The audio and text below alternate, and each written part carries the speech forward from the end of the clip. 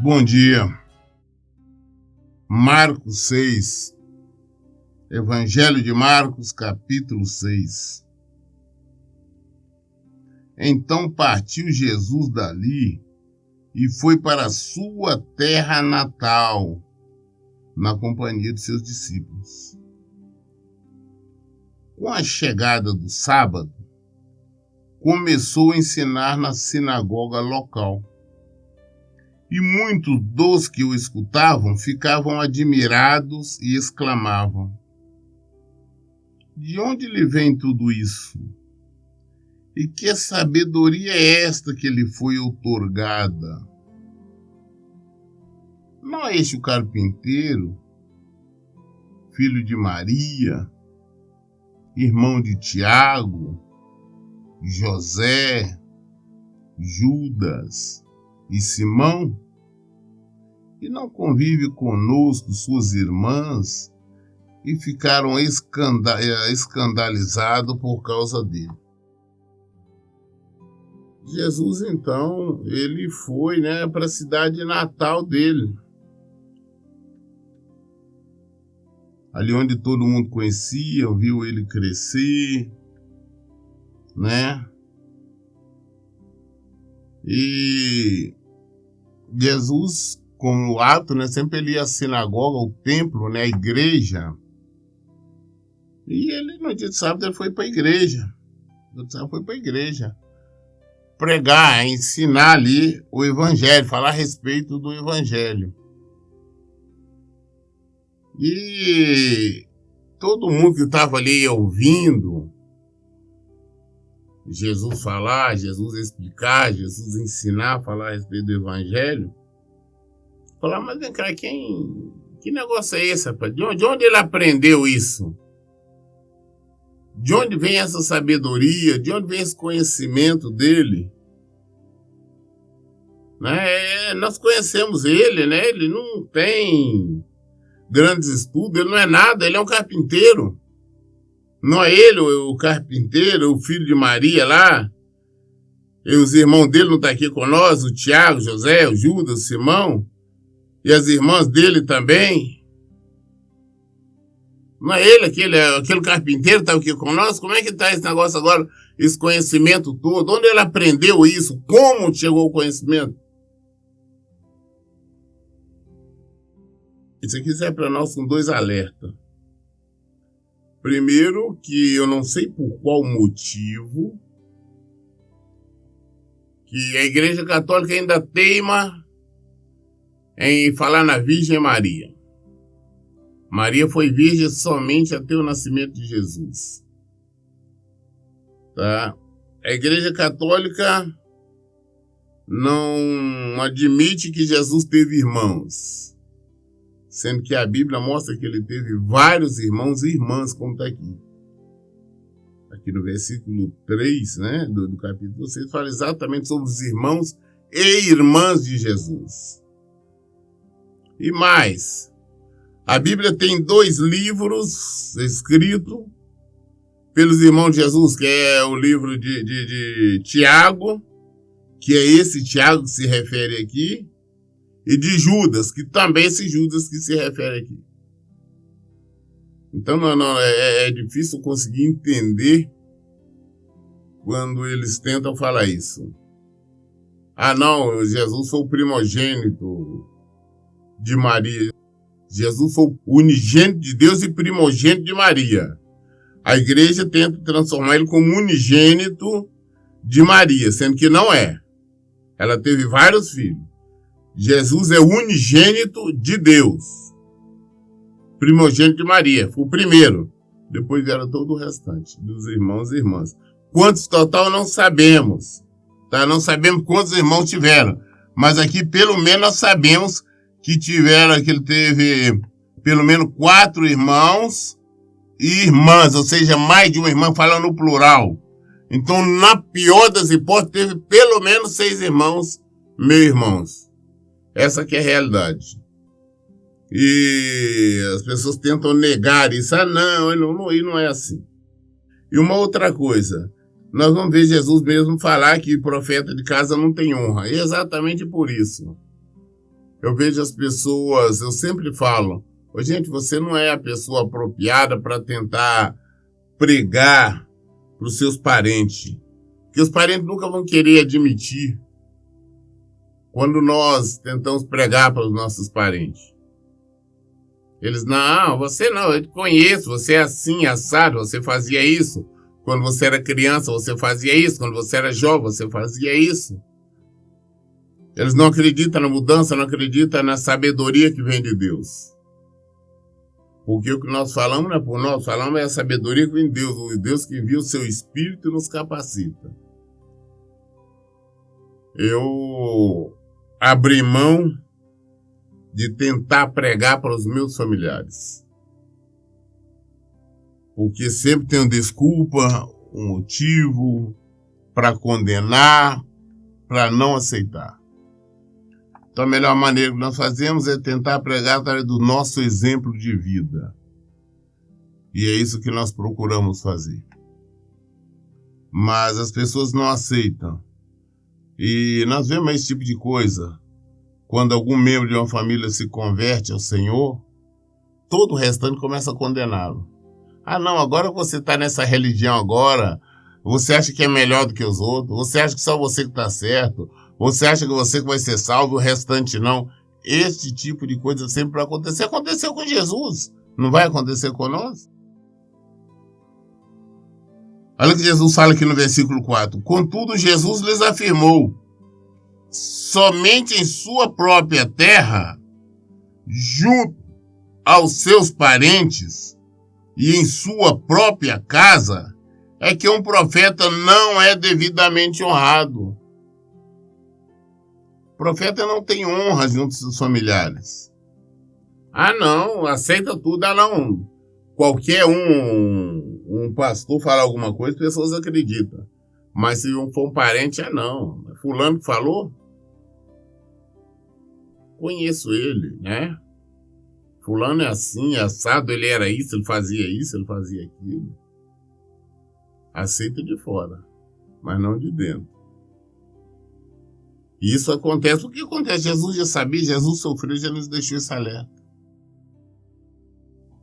Mas o que aconteceu? É versículo 5. E por isso não podia realizar ali nenhum milagre, com exceção feita a alguns doentes que ao impor de suas mãos foram curados. Jesus não pôde fazer muitos milagres ali porque as pessoas não tinham fé, não acreditavam nele. Ele curou alguns, só que chegou até ele colocou as mãos, né? Orou com imposição de mãos e foram curados, mas foram poucos. Poderia ter sido bem mais, mas as pessoas não acreditavam, não tinham fé. Falaram, não, levar lá, Jesus vai aquilo ali, eu conheço ele, que ele é o carpinteiro. É o carpinteiro ali, filho de Maria. Né? Pode entender bem de carpintaria. Quantas chacotas devem ter feito a esse respeito? Mas quem foram prejudicados foram eles. Mas agora alguns poucos chegaram até ele que creram, ele impôs as mãos e o curou. E perplexo. Olha o que a palavra fala aqui nessa tradução aqui da King James. Fala que Jesus estava perplexo com a falta de fé por parte dos seus. Passou a percorrer os povoados vizinhos e os ensinava. E não era para ser assim. Eles, principalmente a família de Jesus, sabia da origem dele. Maria sabia, José sabia. E é claro que ele tinha relatado isso para os outros filhos. Mas Jesus de tudo ficou perplexo, assustado. As pessoas não criam nele ali, os seus. Não somente os seus vizinhos, amigos, conhecidos, mas bem como os seus parentes. Nós vamos ver, tem situação aqui, acho que é lá em Marcos 9, que eles tentaram até amarrar Jesus, vieram com corda. Maria, mais os irmãos dele, inclusive Tiago, José, Judas, eles vieram com corda para amarrar Jesus. Falaram, ele está fora de si, ele está louco. Julgaram Jesus louco. Então, o fato das pessoas falar que nós estamos doidos, nós estamos loucos, nós estamos assim, assado, não devemos nos assustar com nada disso, não. Pior do que isso, Jesus passou. Pior do que Jesus enfrentou. Versículo 7. Convocou então os 12 para junto de si, os enviou de 2 em 2, concedendo-lhes autoridade sobre os espíritos imundos. E determinou que nada levasse pelo caminho a não ser um cajado, somente, nem pão, nem mochila de viagem, nem dinheiro em seus cintos. Que andasse calçado com sandálias, mas que não carregasse 2 túnicas. E recomendou-lhes, sempre que entrares em uma casa, nela permanecei, até vos retirares de lá. Contudo, se alguma aldeia não vos receber, nem vos quiser ouvir, ao partir desse lugar, sacudi a poeira debaixo dos vossos pés, como testemunha contra eles. E Jesus chama os 12 discípulos, e a palavra fala que Jesus deu autoridade, dando-lhes autoridade sobre os espíritos imundos. Os revestiu de poder. E Jesus os enviou, na verdade, lugar onde ele iria passar, para preparar o caminho de Jesus, as aldeias onde Jesus ia passar. Para eles pregar, avisando que o reino havia chegado. Jesus deu poder para eles curar enfermo, libertar os endemoniados, operar milagres e prodígios em nome de Jesus. Mas falou com ele, falou, escuta, não tem preocupação nenhuma. Eu quero que vocês vão do jeito que vocês estão. Não leva, calça sua sandália, veste sua roupa e vai. Não leva muda de roupa sobressalente, não leva chinelo sobressalente, não leva dinheiro, não leva alimentos, né? Quando fala pão, tá falando alimento. Não leva alimentos para viagem, nada. Pode deixar que você suprir as suas necessidades. Jesus, quando convoca os seus, ele fala, não, simplesmente vai, não preocupa com nada não, que eu vou suprir as vossas necessidades. E assim foi. E ele falou, quando você chegar numa casa, numa cidade, numa aldeia, se as pessoas não aceitarem vocês, não aceitar a pregação do evangelho, não aceitar que vocês estejam falando que o reino está chegando, só balança a poeira dos pés e vai para outra. Ou seja, tem que insistir. Igual os testemunhos de Jeová fica enchendo o saco na porta das pessoas, não. Você prega, se as pessoas quiserem ouvir, bem. Se não, glória a Deus, segue seu caminho. Eles vão prestar conta a Deus. Depois não vão poder falar que não ouviram a palavra, porque o Senhor Deus vai mostrar. Falei, cara, no dia X tinha um pregador lá. Você não quis, você rejeitou. Então nós temos que entender isso primeiro. O Senhor nos chamou, o Senhor nos enviou. Não vamos preocupar com o que nós temos. Não, eu tenho conta para pagar, eu tenho que ter isso, eu tenho que ter dinheiro para me alimentar, eu tenho que ter veste. Não. Jesus enviou os seus. Porque os 2 discípulos não vai. Ele que mantém, ele que sustenta, ele que alimenta, ele que dá condições. Olha, na casa que você chegar, fica lá, pai. Come do que eles lhe derem lá. Você está falando, na casa que você chegar, eles vão te dar comida, vão te dar alimento. Jesus, ele sustenta, ele mantém os seus. Todos os ministros do Senhor são alimentados, são sustentados por ele. Nós vemos isso desde o início. Desde o início, lá quando Deus enviou Elias. Deus sustentou Elias até de forma totalmente estranha. Mandou Elias lá para um lugar lá, que ele ficou lá. Todo dia os corvos traziam pedaço de pão e de carne para Elias, corvo. Deveria comer esse tipo de alimento, então ele trazia. Ele bebia água ali do ribeirinho ali. Isso porque ele falou que ia ter seca. Aí chegou o ponto que o ribeirinho secou. Não tinha mais água. Deus falou, não, vai lá para Sarepta, lá vai encontrar a viúva lá que vai te sustentar. Elias chegou lá, o que ia acontecer? Tinha uma viúva lá que não tinha nada. Tinha um restinho de farinha que ia fazer o restinho do bolinho para ela comer e depois morrer ela e o filho dela. Uma conclusão, ela creu na palavra de Elias, que era da parte de Deus. Ela viveu durante 3 anos. Ela sustentou Elias. Deus sustentou Elias e a viúva e o filho dela e se manteram. Deus sustenta os seus, Deus mantém os seus. Quando Deus nos envia, nós não precisamos estar negociando, vendendo, comprando, todos aqueles que dizem ser ministros do Senhor, mas que estão preocupados em vender, comprar, ganhar dinheiro para se sustentar, porque realmente não confiam no Senhor, não são ministros do Senhor. Porque Jesus mandou, nós vamos como nós fomos. Quando eu vim por evangelho, eu vim com a roupa do corpo. Foi exatamente assim que eu vim. Eu abandonei tudo, eu vim com a roupa do corpo. O Senhor me sustentou, me mantém, tem me sustentado, tem mantido, até muito mais do que eu mereço, muito mais do que eu esperava. O Senhor fazia, eu nunca precisei vender nada. Nós temos que simplesmente fazer a vontade do Senhor. Nós temos que obedecer. Ser chamado, é por isso que eu questiono muito, como as pessoas falam, não, eu sou pastor, tenho chamado. Será que tem chamado? Ou tem muitos que tem chamado para ganhar dinheiro? Temos que ver isso. E eles partiram, versículo 12, eles partiram e pregavam que todos se arrependessem. A pregação era essa, de se arrepender. Não é pregação, não, Deus está te abençoando, Deus vai te dar, Deus vai multiplicar. Quarta da vitória, terça da vitória, segunda da vitória, só vitória, só. Não tinha essa conversa, não. É bênção daqui, é bênção dali, é campanha daqui, é campanha dali. Não tinha essa conversa fiada, essa papagaiada, essa mentirada. Não tinha esse estelionato, não. Pregação, se arrependa. Abandone seus pecados. E por isso eles tinham poder, versículo 13, e expulsavam muitos demônios. Ungiam com óleo a inúmeros doentes e os curavam. Expulsavam demônios, ungia com óleo, os curavam. Isso é mandamento do Senhor. Isso é mandamento. É mandamento. O ministro do Senhor tem que estar ungindo as pessoas com óleo, tem que estar expulsando os demônios, tem que estar curando os doentes. É mandamento. E quem faz é o Senhor, não somos nós. É o Senhor que tudo faz. Porque tudo que nós fazemos em nome de Jesus. Versículo 14.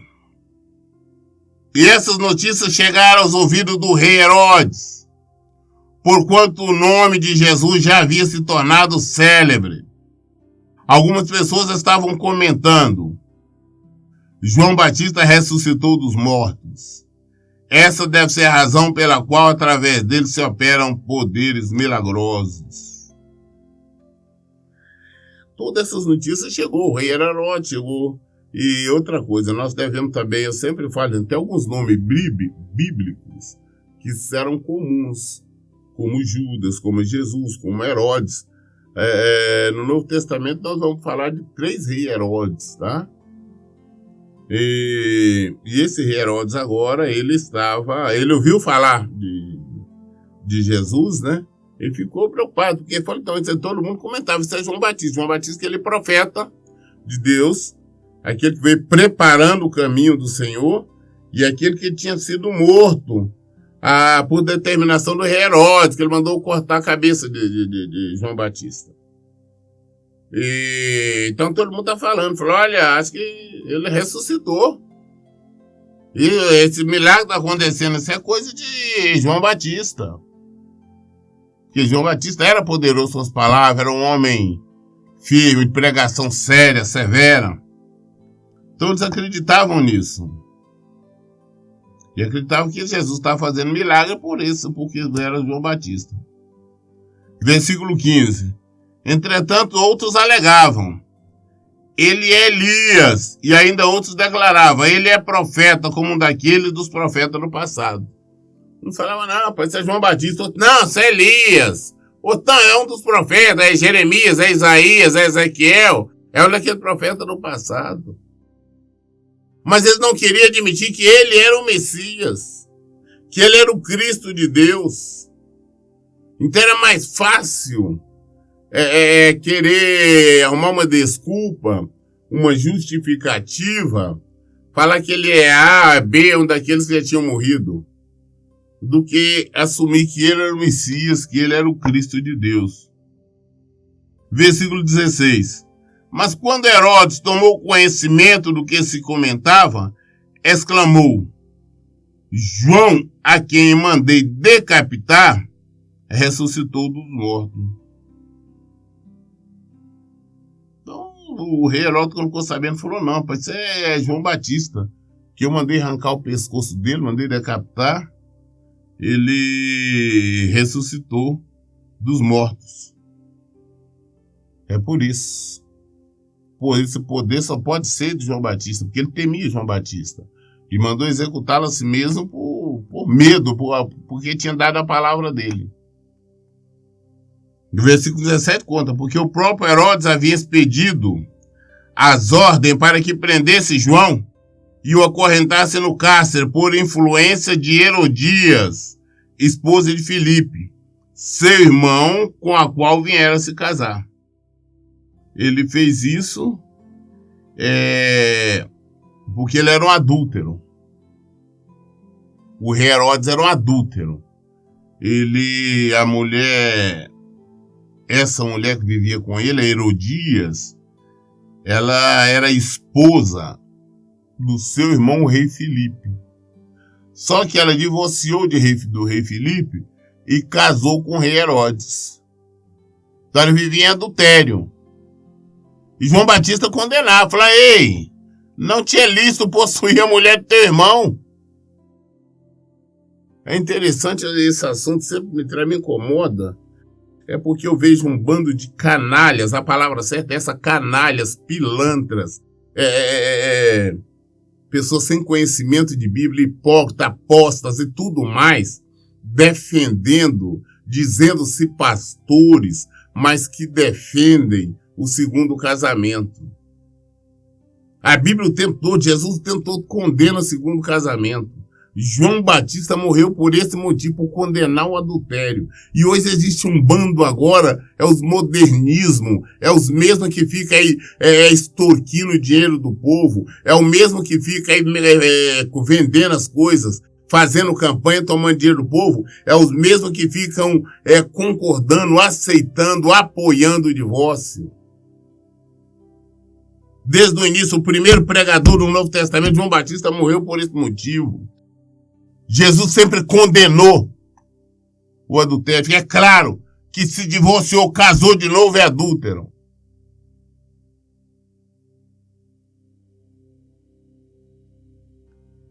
Porque o próprio Herodes havia pedido hora para que prendesse João e acorrentasse no cárcere por influência de Herodias. Não fala Herodias, sua esposa, não. Fala por influência de Herodias, esposa de Filipe, seu irmão, com a qual viera casar.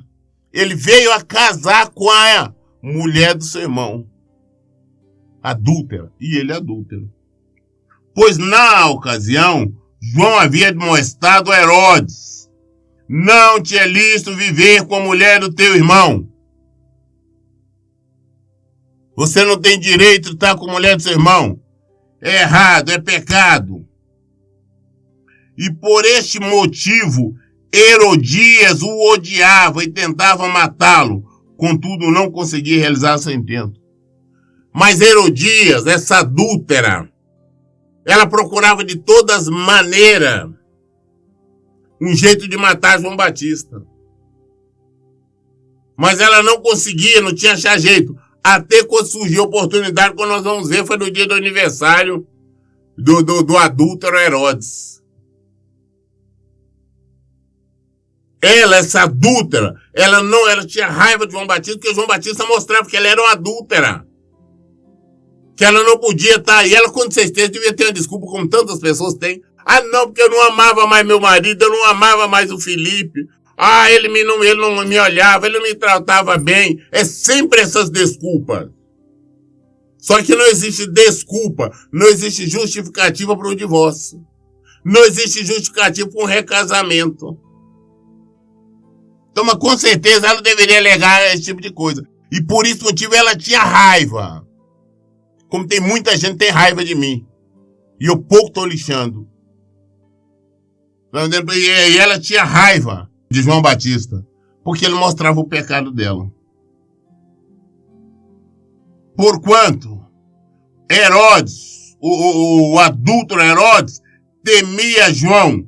E sabedor de que era um homem justo e santo, o protegia, e quando ouvia ficava admirado e escutava com prazer. o adúltero, ele temia, ele sabia que João era o homem de Deus, ele sabia que era um homem justo e santo, ele temia. E a mulher dele ficava ali infernizando, a mulher dele não, adúltera. A mulher de seu irmão que estava com ele ficava ali infernizando para ele dar um jeito na vida de João Batista. Finalmente Herodias, a adúltera Herodias, teve a ocasião oportuna que ansiava. No dia do aniversário dele, Herodes ofereceu um banquete a seus líderes mais destacados, aos comandantes militares e às principais personalidades da Galileia. E aconteceu que a filha de Herodias, que se chamava, aqui na Bíblia não estava, nós sabemos, que se chamava Salomé, ela filha de Herodias com Filipe. E aconteceu que a filha de Herodias se apresentou dançando muito e agradou a Herodes e aos seus convidados. Então o rei blindou a jovem. Pede-me o que desejares e eu te darei. E sob juramento lhe assegurou, se pedires ainda que seja metade do meu reino, eu te darei. Diante disso saiu a moça e consultou a sua mãe. O que devo pedir? O que ela recomendou? A cabeça de João Batista. No dia do aniversário do adúltero Herodes, ele fez uma festa, um banquete, e convidou todas as autoridades principais, tanto militares, civis, todos estavam ali, na festança. E como costume da época e daquele povo, aquelas danças, a filha de Herodias com Filipe, a Salomé, veio e dançou, fez uma dança ali e agradou todo mundo. E aquela dança agradou a Herodes também. E ele disse, olha, a palavra de rei não podia voltar atrás. Falou, olha, pede o que você quiser, que eu te darei. E sob juramento, ele jurou, você pode me pedir até metade do meu reino que eu te dou. Mas a Salomé, ainda por ser jovem e inexperiente, não sabia o que pedir. Foi pedir conselho à mãe. Falei, olha, o que eu devo pedir? A mãe, uma egoísta miserável, falou, não, pede a cabeça de João Batista. Podia ter orientado ela, pedir um presente para ela, alguma coisa, não, pede a cabeça de João Batista. Pede a cabeça dele num prato. Ela queria ficar livre de João Batista, pensou que com isso ela ficaria livre do adultério. Mas foi um adulto e morreu, deve estar no inferno queimando. Espero que esteja torrando lá no inferno. Essa adúltera. Herodes também, da mesma forma, esse adúltero também.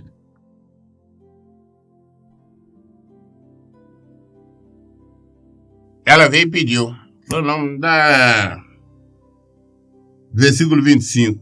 Sem demora, retornando imediatamente à presença do rei, formalizou seu pedido. Quero que me des agora mesmo a cabeça de João Batista sob um prato. Então grande angústia sobreveio ao rei, mas devido ao juramento que fizera e aos convívos que se reclinavam ao redor da sua mesa, não quis deixar de atendê-la. Mandou, portanto, imediatamente um carrasco com ordem para trazer a cabeça de João. O executor foi e decapitou João na prisão. E trazendo a cabeça de João sob um prato, entregou a jovem e esta em seguida ofereceu a sua mãe. Assim que souberam do fato, os discípulos de João foram até lá, resgataram o corpo e depositaram um sepulcro. Ela foi e pediu, falou, olha, não dá aqui a cabeça de João. Ele ficou angustiado, mas ele não podia voltar atrás. Tinha um monte de convidados ali, como é que ele podia voltar atrás? E a palavra do rei não podia voltar atrás. Mesmo ele angustiado, tudo, ele teve que mandar. Chamou um carrasco, falou, não, vai lá, mata lá, tira a cabeça dele e traz no prato. Ele sabia que isso era Herodes que estava fazendo. Matou. O carrasco, ele trouxe a cabeça, deu um prato, deu na mão dela, ela entregou a mãe. A mãe, será que pensou que ficou livre do pecado? Ela ficou livre só daquilo que estava mostrando para ela o pecado. Mas agora ela foi padecer por toda a eternidade. O adultério é condenado desde o início. O primeiro pregador, o primeiro profeta, o maior que Jesus falou que maior do que ele não existiu. Morreu por causa do adultério. Morreu por causa do adultério. E tem muita gente com as mesmas desculpas. Ah, porque eu não amo mais meu marido, porque eu não amo mais minha esposa. Vai tomar vergonha na cara, vai buscar Deus, vai se converter. É isso que precisam fazer. Não existe casamento perfeito, não. São dois seres imperfeitos tentando fazer a união perfeita. Mas tem obrigação, você um dia casou, então pronto. Vai até o final. Não fui, então você vai para o inferno. Você não tem direito a outra coisa. Eu li Marcos 6. Marcos capítulo 6 até o versículo 29. Qualquer dúvida esclarecendo a luz da Bíblia. Por isso eu digo, leia e pratique a Bíblia. Que Deus abençoe. Tenha um bom dia.